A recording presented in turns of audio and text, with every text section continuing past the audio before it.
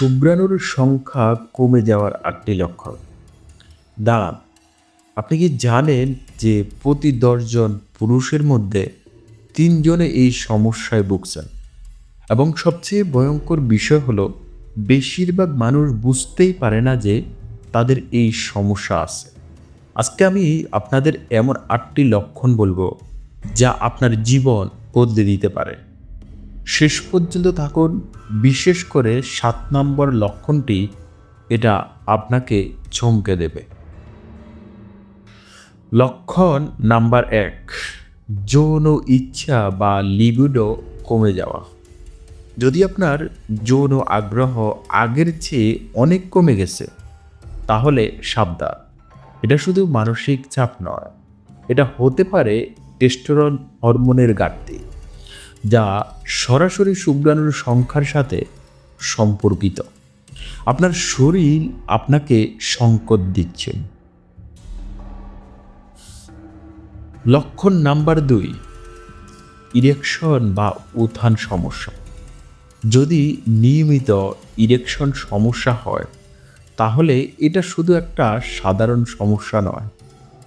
গবেষণা বলছে যে যাদের ইরেকশন সমস্যা আছে, তাদের শুক্রাণুর মান এবং সংখ্যা কম হওয়ার সম্ভাবনা ৩ গুণ বেশি। লক্ষণ নাম্বার ৩, অন্ডকোষ ব্যথা বা ফোলাভাব। যদি আপনার অন্ডকোষে ব্যথা, ভারী অনুভূতি বা ফোলাভাব থাকে, তাহলে এটা ভেরিকোসিল হতে পারে, যা পুরুষ বন্ধ্যাত্বের অন্যতম প্রধান কারণ।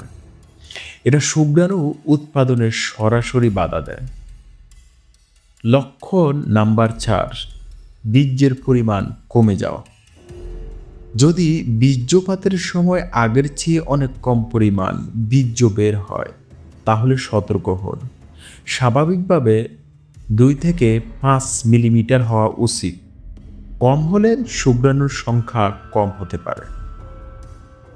লক্ষণ নাম্বার ৫, শরীরে লোম কমে যাওয়া। অবাক হচ্ছে, কিন্তু এটা সত্যি। যদি আপনার মুখ, বুক বা শরীরের অন্যান্য জায়গায় লোম কমে যায়, তাহলে এটা টেস্টোস্টেরনের ঘাটতির লক্ষণ, যা শুক্রাণু উৎপাদনের জন্য অত্যন্ত গুরুত্বপূর্ণ।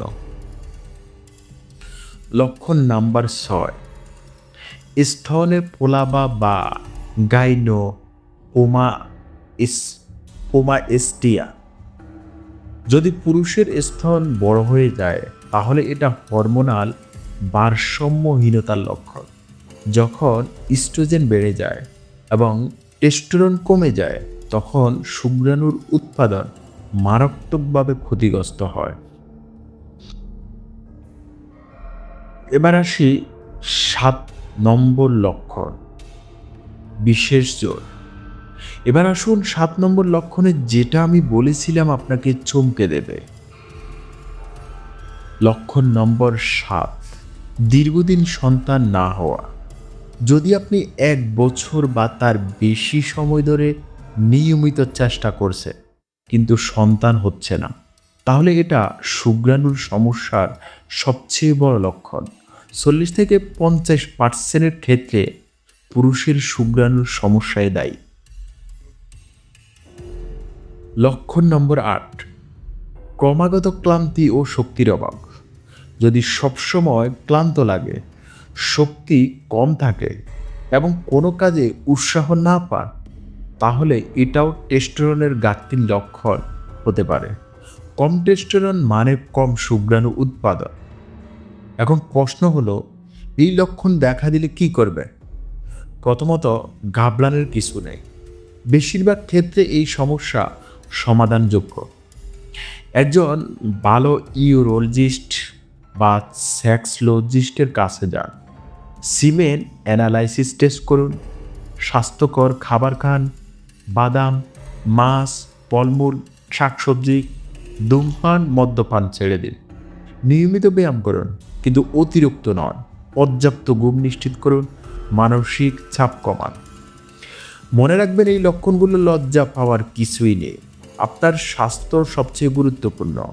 যত তাড়াতাড়ি সমস্যা শনাক্ত করবেন তত সহজে সমাধান পাবেন। যদি এই ভিডিওটি আপনার বা আপনার কোনো প্রিয়জনের কাজে লাগে তাহলে শেয়ার করুন, কারণ সচেতনতাই প্রথম পদক্ষেপ। এবং হ্যাঁ, আপনার যদি এই ৮টির মধ্যে ৩টি বা তার বেশি লক্ষণ থাকে তাহলে আজই একজন ডাক্তারের সাথে পরামর্শ করুন। স্বাস্থ্যই সম্পদের স্বাস্থ্যই আপনার সম্পদ, এবং নিজের যত্ন নিন।